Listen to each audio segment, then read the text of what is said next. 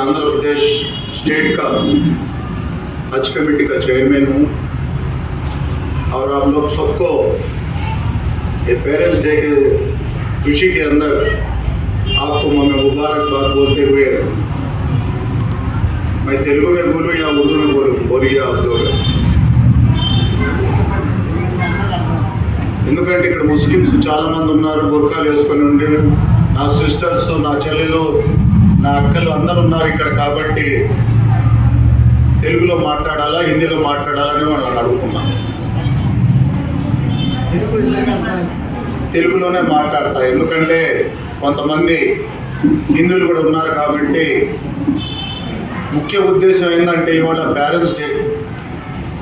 పిల్లల్ని మనం స్కూల్కి పంపించుకుంటాం. పంపించిన తర్వాత గురువులు మనకు విద్యా బోధన చేపిస్తారు. ఆ విద్యా బోధన కోసం మన పిల్లలు బాగుండాలని చెప్పేసి మనం రాత్రి అనక పగలనక పిల్లల్ని మనం తీసుకొచ్చి ఏ స్కూల్లో చదివిస్తే బాగుంటుందని చెప్పేసి మనం ప్రైవేట్ స్కూల్లో కానీ తర్వాత గవర్నమెంట్ స్కూల్లో కానీ ఎక్కడ బాగుంటుందని చెప్పేసి మనం తిరిగి మన పిల్లలు బాగుండాలని చెప్పి కోరుకునే వాళ్ళలో మన పేరెంట్స్ ముఖ్యమైన వాళ్ళు.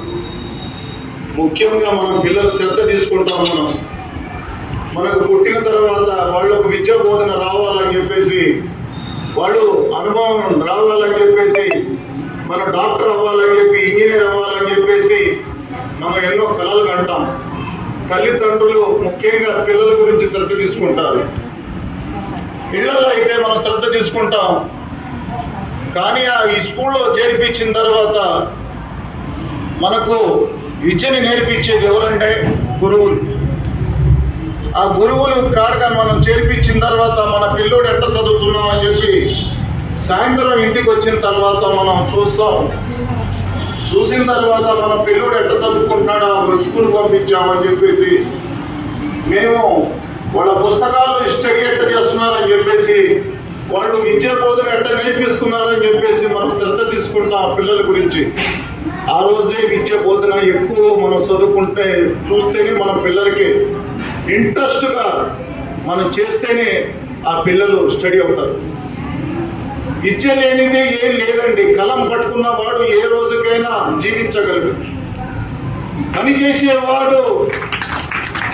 చేసేవాడు వాడికి పని దొరుకుతూనే వాడికి ఏదైనా దొరికింది. కానీ కలం పట్టుకున్నవాడు ఏ రోజు చదువుకున్నవాడు అంత విద్య నేను నేర్చుకున్నదే నారా చంద్రబాబు నాయుడు గారి దగ్గర నేర్చుకుంది అదే. ఎంతోమంది ఆఫీసర్స్ మొత్తం వస్తూ ఉంటారు బాబు గారి దగ్గరికి. ఏ ఆఫీసర్ వచ్చినా కానీ నేను ముందుండి చూస్తూ ఉంటాను. మన సాంబశివరావు గారి గురించి చెప్పాలంటే చాలా తక్కువ చెప్పాలా. నేను ఇక్కడికి ఈ వార్డులోకి వచ్చి నేను 10 సంవత్సరాలు అయింది. 10 సంవత్సరాలు అయినా కానీ ఆయనకు ఒకటే మనసులో తపన. ఆ తపన ఏంటంటే పిల్లల్ని స్టడీ చేయాల. వాళ్ళ ఇంట్లో కూడా నేను అద్దెకు ఉన్నాను, ఎన్నో సంవత్సరాలు ఉన్నాను. నేను ఒక హజ్ కమిటీ డైరెక్టర్గా చేసినప్పుడు ఆయన ఇంట్లోనే ఉన్నాను. నా పిల్లలు కూడా అక్కడే ఉన్నారు. మా పిల్లల్ని కూడా ఆయన దగ్గరే గురు విద్య నేర్పించా. ఆ విద్యలో బాగా చదువుకునేవాళ్ళు. తర్వాత వాళ్ళు ఇంటర్మీడియట్ అయిన తర్వాత వాళ్ళ కాలేజీలోకి వెళ్ళిపోయారు. కానీ సాంబశివరావు ఒకటే గురువుగారు, మా గురువుగారు అనుకుంటానేమో. వాళ్ళ బాబు కూడా, వాళ్ళ మిస్సెస్ కూడా, పేరెంట్స్ మొత్తం వాళ్ళ ఇంట్లో ఫ్యామిలీ కూడా చదువుకున్న ఫ్యామిలీ వాళ్ళ మనసులో ఒకటే ఉంటుంది, నా చదువు వృధా పోకూడదు, నేను అందరికి విద్య నేర్పించాలని చెప్పేసి కోరుకునే వాళ్ళలో సాంబశివరావు గారు ఒకళ్ళు. నేను చూసేవాడిని ఆయన్ని దగ్గరుండి చూసేవాడిని. ఈ స్కూల్ కట్టక ముందు ఆయన ఇంట్లో పెట్టి వాళ్ళ ఇంట్లోనే పెట్టి ఆయన పిల్లల్ని బోధించేవాళ్ళు. రాత్రనక పగలనక అదే కష్టం. ఆ కష్టమే ఈ రోజు ఇక్కడ తీసుకొచ్చి స్కూల్ తీసుకొచ్చింది సాంబశివరావు గారు.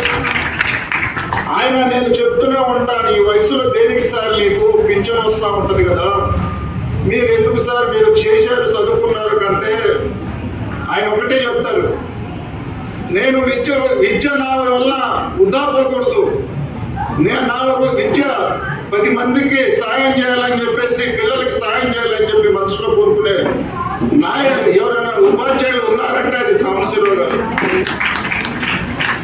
నెక్స్ట్ ఇంకోటి ఏంటంటే మన పీటీ మాస్టర్ గారు నాకు ఎప్పటి నుంచో పరిచయం.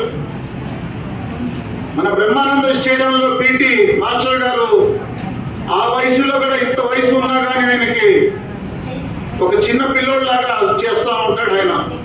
ఆయన్ని చూసి నేను నా వయసు కూడా పెద్దదే కాబట్టి ఆయన చెప్తా ఉంటా స్టేడియంలో, బ్రహ్మానంద స్టేడియంలో, సార్ మీకు ఇంత వయసు వచ్చింది కదా, ఎంత పరిగెత్తున్నారు, ఎంత మెడల్స్ తీసుకుంటున్నారు అని చెప్పేసి నేను చెప్తే, మనం చేసే ఎక్సర్సైజే మనకు శ్రీరామ రక్ష అని చెప్పేసి ఆయన చెప్తాం, పిల్లలకి నేర్పిస్తాం. అదే ఆయనకి ఈరోజు 76 సంవత్సరాలు వచ్చినా కానీ ఆయనలో వృద్ధాతం పోలేదు. అది నారా చంద్రబాబు నాయుడు గారికి 75 సంవత్సరాలు వచ్చినాయి, 75 ఇయర్స్. ఆయన కూడా ఎలా ఉంటారంటే ఒక యంగ్ లాగా, నేను పనికిరాను ఆయన ముందు, నేను పనికిరాను అసలు. నాకు 60 సంవత్సరాలు వచ్చేసినాయి, దగ్గర 75 సంవత్సరాలు ఆయనకి. ఆయన మెట్లెక్కి దిగుతా ఉంటే కిందకి నేను ఆయాసం వచ్చేసింది నాకు.